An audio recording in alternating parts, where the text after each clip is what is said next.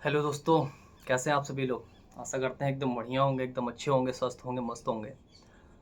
अभी क्या है, अब यूपी पुलिस की जो भर्ती है ये दिन प्रतिदिन लेट होती चली जा रही है।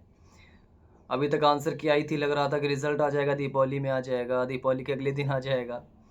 और सभी की जो गणनाएँ थी और जो समझ थी, सोच थी, वो सब विफल हो चुकी है। और अब जो दी रिज़ल्ट है आपका, उसके लिए बोल दिया गया है नवंबर के तीसरे सप्ताह तक आएगी। यानी एक ओवरऑल आइडिया निकाला गया, 20 तारीख को आपका रिज़ल्ट आएगा, 20 तारीख के आसपास। और फिजिकल के लिए उन्होंने बोला है, भी न्यूज़पेपर में आया है कि लास्ट दिसंबर पे होगा, लेकिन न्यूज़पेपर में तो ये भी आया था कि आपका रिज़ल्ट अक्टूबर के लास्ट सप्ताह तक आ जाएगा। वो भी गलत हो गया।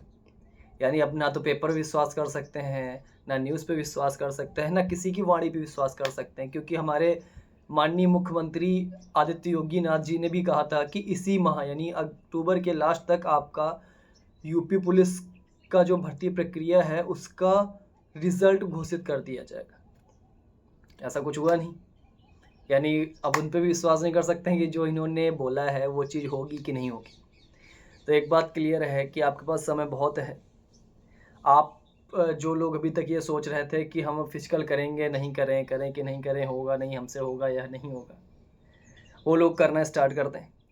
और जो लोग फिजिकल में अपनी रनिंग लेके आ चुके थे कि हाँ मेरी रनिंग आ चुकी है ऑन टाइम, वो लोग अपना रिदम बना के रखें, ना कि शांति से एकदम बैठ जाएं कि अगला अगर आगे एकदम एडमिट कार्ड आया और सपोज़ उन्होंने लास्ट दिसंबर ना बोला, जैसे ही रिज़ल्ट दिया वैसे ही उन्होंने एडमिट कार्ड दे दिया और बोल दिया कि नहीं 6-7 दिन बाद से फिजिकल स्टार्ट है, तो फिर वही मोए मोए हो जाएगा।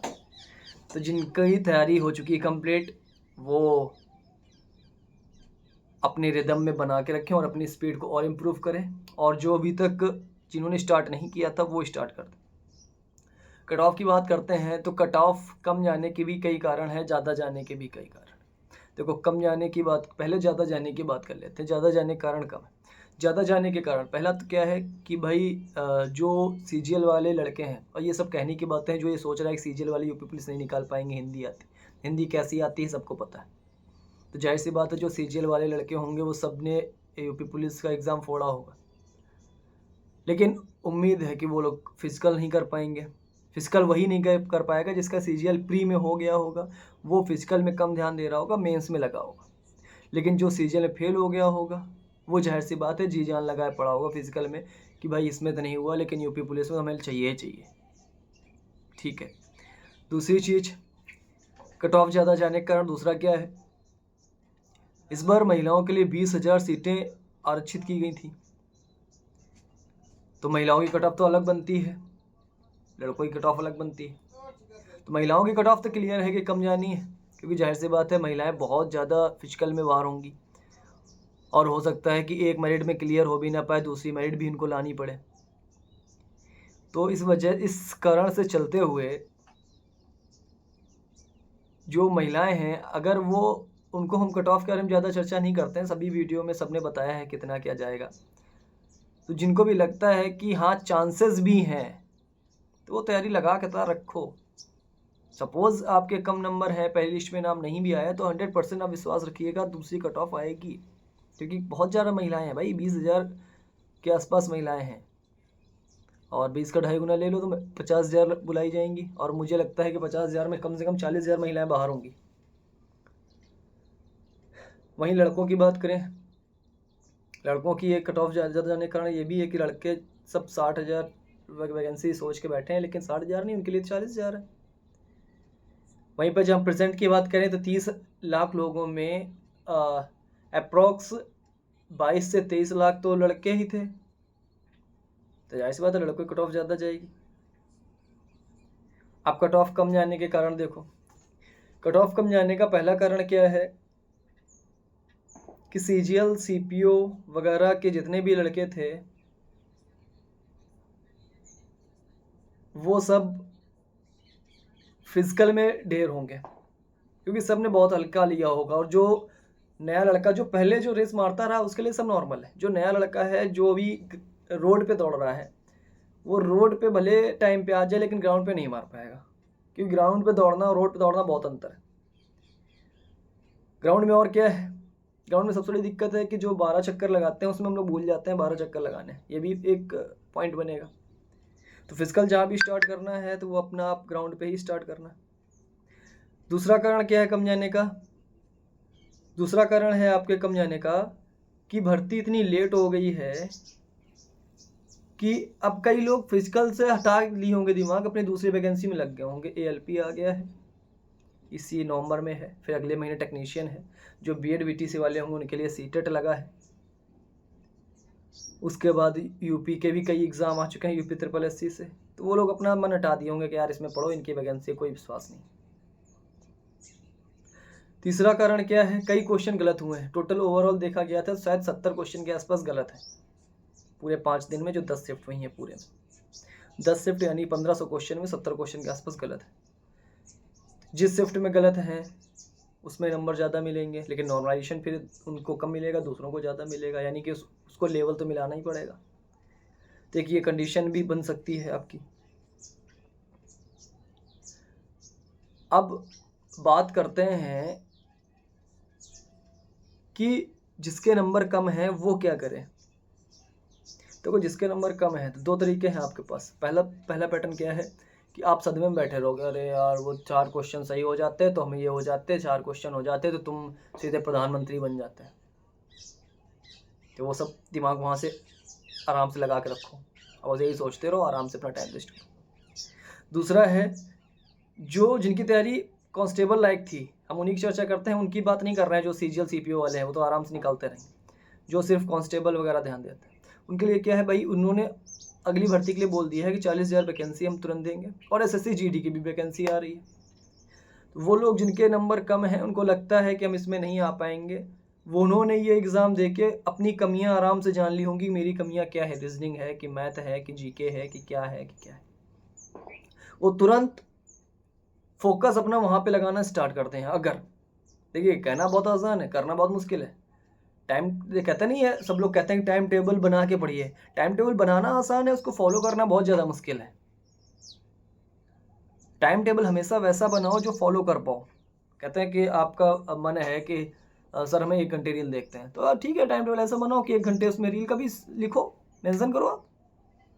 मैं ये नहीं कहता हूँ नहीं, सब बिल्कुल मोबाइल वोबाइल सब त्याग दो, सब कुछ करो। फिर जब धीरे धीरे आप पढ़ाई के रिदम में डूबने लगोगे ना, तो आपको खुद एहसास होगा, अरे यार वो सब्जेक्ट का यार वो चैप्टर मेरा छूट रहा है यार, हटाओ यार, रूल रील छोड़ो यार, ये काम करना है यार, ये निपटा दें यार।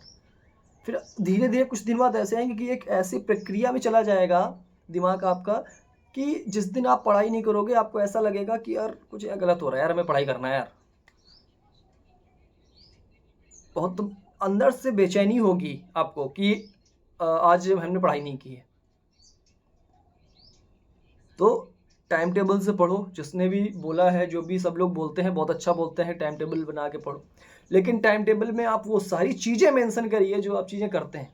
ये नहीं कि आपने बस लिख दिया कि सुबह 6 बजे से सुबह 5 बजे से 6 बजे तक वर्कआउट करना है, 6 से 7 नहाना धोना है और 7 बजे बैठ जाएंगे और उसके बाद 3 बजे तक पढ़ते चले जाएंगे, और फिर पता चल रहा है कि सो के उठे हैं 9 बजे। कोई दिक्कत नहीं, आप अगर सो के 9 बजे उठते हो तो आप पूरा मेंशन करो टाइम टेबल में कि हम 9 बजे उठे, 10 बजे तक हमने ये फ्रेश हो गए, दुनिया भर का जो भी है वर्कआउट वगैरह सब कर लिया, 10 बजे नाश्ता, 10:30 बजे तक नाश्ता वास्ता सब कर लिया और 10:30 बजे बैठे, 12 बजे तक पढ़ा। फिर 12 बजे के बाद हमने आराम से लंच वगैरह किया, फिर मोबाइल चलाया। सारी चीज़ें उनको मेंशन करो। और टाइम टेबल कभी भी कॉपी में पेज में ना बनाओ, टाइम टेबल बनाओ जहाँ पढ़ते हो, उसके बाद एक चार्ट लगाओ। बड़ा सा चार्ट आता है मार्केट में, उस चार्ट में आप आराम से चार्ट बनाओ और उस चार्ट में आप लिखो पूरा टाइम टेबल, एक एक मिनट, एक एक आधे घंटे का एक एक चीज़ लिखो, जो जो करते हो आप। बाहर टहलने जाते हो उसका भी मेंशन करो कि हम इतने बजे से इतने बजे तक टहलने जाएंगे, लेकिन लिखो वही जो आप कर पाओ। और उसके बाद बगल में एक लगाओ कैलेंडर, और जिस दिन आपको लगे कि हमने ये वाला पूरा चार्ट फॉलो किया है उस दिन उसको टिक मार दो, हमने ये वाला आज फॉलो कर दिया। दूसरे दिन फिर किया, उसको टिक मारोगे, आज भी हमने पूरा यही पैटर्न फॉलो किया।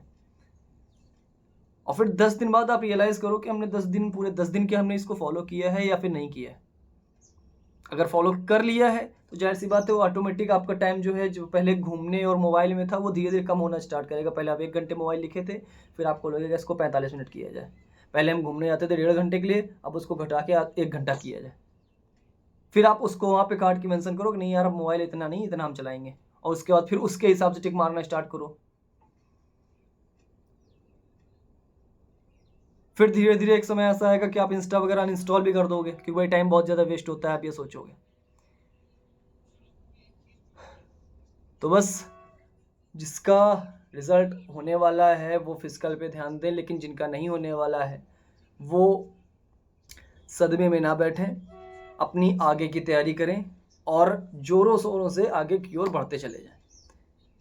बाकी आपके हर सवाल का जवाब देने के लिए मैं तैयार हूँ।